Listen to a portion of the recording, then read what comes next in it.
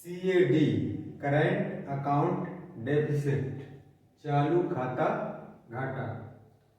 देखिए जो हमारा बजट होता है उसमें जब हमारे वित्त मंत्री बजट पेश करते हैं या न्यूज़ चैनल पे जो बजट दिखाया जाता है या वो बजट के बारे में जब भाषण देती हैं हमारे वित्त मंत्री जो हैं इस समय, तो जब बजट पेश किया जाता है तो उसमें से विशेष बहुत सारे टर्म्स का वो इस्तेमाल करती हैं, बहुत सारी जो शब्दावली है उसका इस्तेमाल करती हैं। और अगर हम बजट को समझना चाहते हैं तो हमें उन शब्दावली का मतलब पता होना जरूरी है।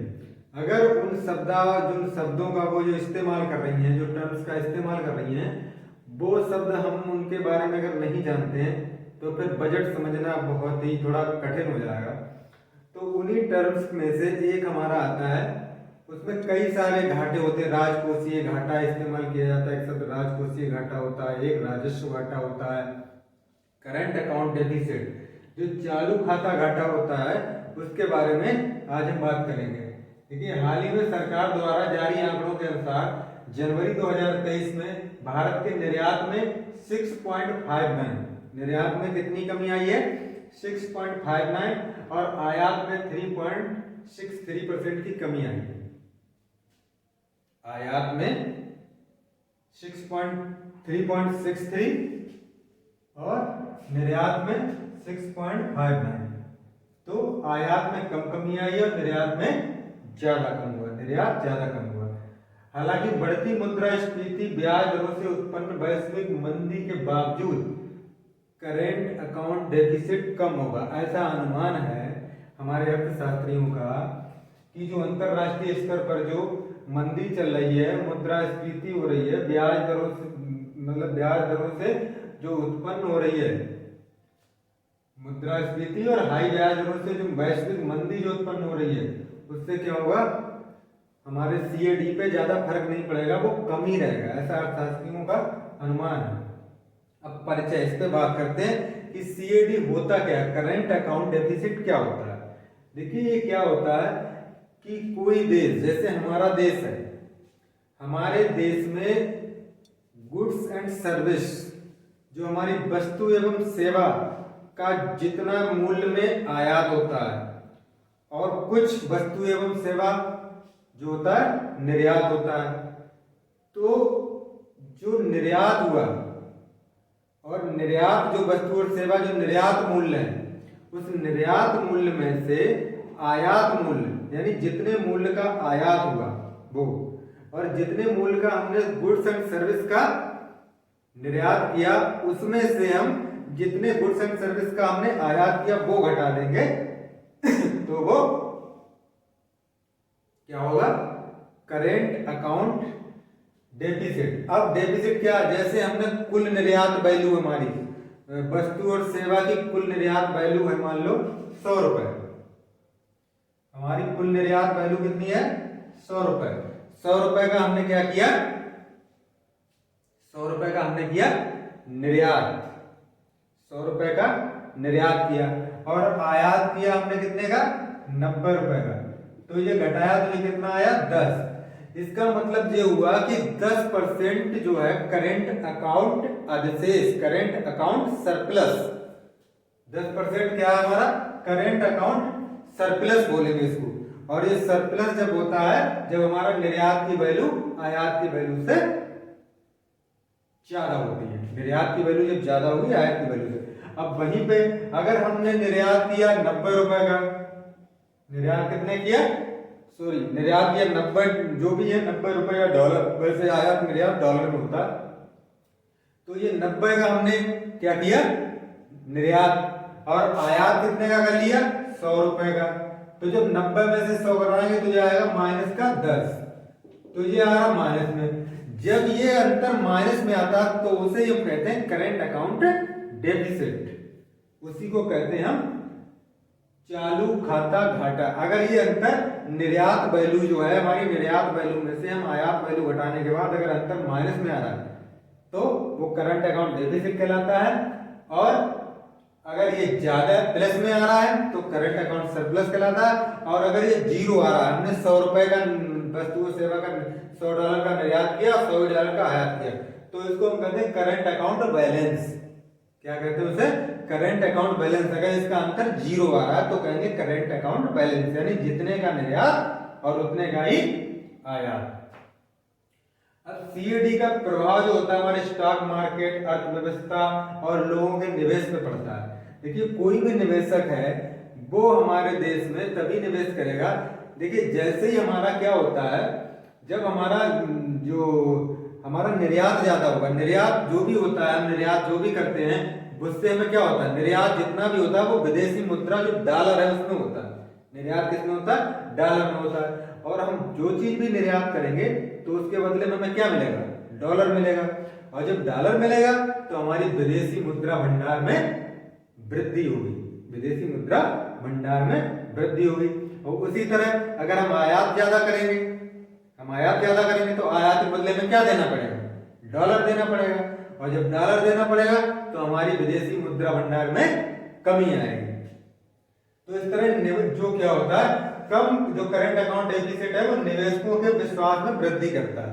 निवेशकों के विश्वास में वृद्धि इसलिए करता है क्योंकि अगर करंट अकाउंट डेफिसिट कम है तो निवेशक उस देश में निवेश करना, जो बाहर के निवेशक होंगे वो निवेश करना वहां पे ज्यादा अपने आप को आरामदायक महसूस करेंगे, क्योंकि उसके पास विदेशी मुद्रा का भंडार होगा और विदेशी मुद्रा बढ़ती जाएगी जब वो वहां से निर्यात करेगा।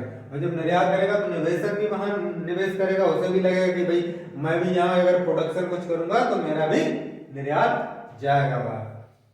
उसके बाद चालू खाता अवशेष बता दिया था, जब वो प्लस में आ रहा तो अवशेष, माइनस में आ रहा तो चालू खाता घाटा, और 0 आ रहा तो चालू खाता बैलेंस, संतुलन कहते हैं, चालू खाता संतुलन कहते हैं। भारत का सीएडी जो हालिया रिपोर्ट आई है तो 2022-23 जो है उसकी पहली छमाही में हमारा जीडीपी का 3.3%, जीडीपी का 3.3% था करंट अकाउंट डेफिसिट। उसके बाद यहाँ पे एक जो शब्द आया था राजकोषीय घाटा। देखिए राजकोषीय घाटा क्या होता है, इस टर्म्स का बहुत यूज हो रहा है। राजकोषीय घाटा, राजकोषीय घाटा क्या होता है, ये रियल में मतलब रियल में ये राजकोषीय घाटा जो है ये रियल में घाटा होता है।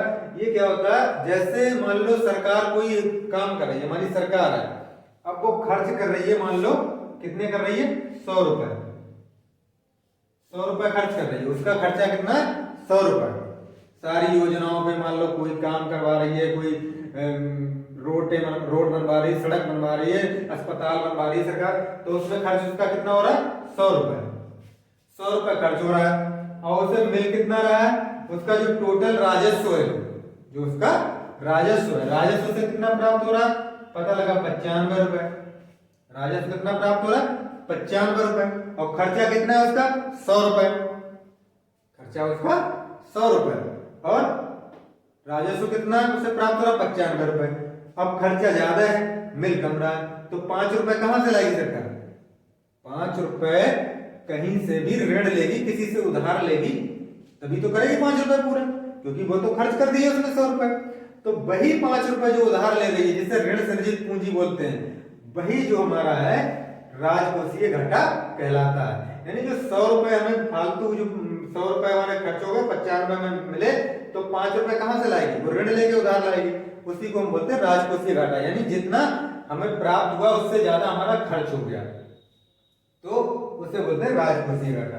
अब क्या कहते हैं, ये जो है 3.3% था पहली छमाही में, लेकिन पहली छमाही के बाद जो वित्त वर्ष 22-23 है जो वर्तमान में चल रहा है, अब की स्थिति में इसमें थोड़ा सुधार हुआ, जो करंट अकाउंट डेफिसिट है। अब अर्थव्यवस्था पर इसका नकारात्मक प्रभाव क्या पड़ता है, देखिए सबसे पहली बात कमजोर मुद्रा। कमजोर मुद्रा क्या होगा, मुद्रा की वैल्यू में ह्रास होता है।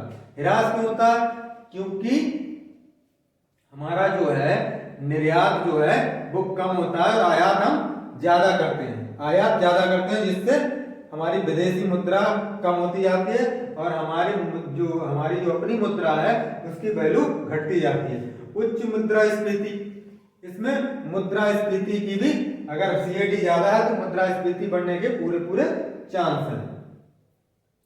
और निम्न क्रय शक्ति, उच्च मुद्रास्फीति होगी और निम्न क्रय शक्ति होगी।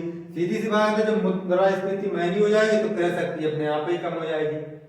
क्रय शक्ति, जो मुद्रास्फीति का मतलब महंगाई, सीधी सी बात है, महंगाई जब बढ़ जाएगी तो निम्न क्रय शक्ति, तो क्रय शक्ति आदमी की कम हो जाएगी। वही चीज 10 रुपए मिलती थी, अब वही चीज मिलने लगी 20 रुपए में। जो चीज 10 रुपए मिलती थी वो मिलने लगी है 20 रुपए में, तो क्रय शक्ति कम होगी, सीधी सी बात है।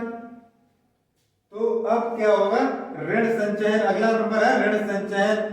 ऋण संचयन, ऋण स्तर में वृद्धि, ऋण स्तर में भी वृद्धि हो जाएगी। अगर सीएडी बढ़ रहा है हमारा तो ऋण भी हम पे बढ़ जाएगा, क्योंकि हम अगर आयात करेंगे तो आयात के लिए हमें विदेशी मुद्रा चाहिए होगी, और विदेशी मुद्रा अगर हमारे पास नहीं होगी तो हो सकता है हम किसी से ऋण लें, विदेशी मुद्रा को उधार रूप में लेंगे तो हमारे ऊपर ऋण वृद्धि होगी। अब सीएडी को कम कैसे करें, इसमें कई सारे बिंदु हो सकते हैं। इसमें जो 3 बिंदु मैंने लिख रखे हैं, इसमें निर्यात को बढ़ावा देना।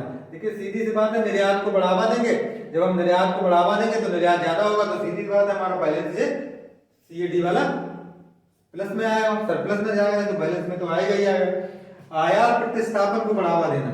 आयात प्रतिस्थापन वही चीज होती है। आयात प्रतिस्थापन क्या होता है, जैसे हम किसी चीज का आयात कर रहे हैं, मान लो कोई चीज हम आयात करके बाहर से मंगा रहे हैं, तो आयात प्रतिस्थापन का मतलब ये है कि जो आयात करके मंगा रहे हैं किसी चीज को, तो उसे हम प्रयास करें कि उसे अपने देश में ही बनाएं। उस जो आयात हम जिस चीज को कर रहे हैं, उस आयात ना करके उसे हम अपने देश में ही बनाने का प्रयास करें, अपने देश में ही बनाएं उसे। आयात उस पर मतलब आयात जो चीज कर रहे हैं उसे हम देश में बनाने का प्रयास करें। इससे क्या होगा, आयात कम होगा, हम देश में बनाने लगेंगे तो हमारा बैलेंस कम हो जाएगा, आयात कम हुआ, निर्यात हमारा हो ही रहा।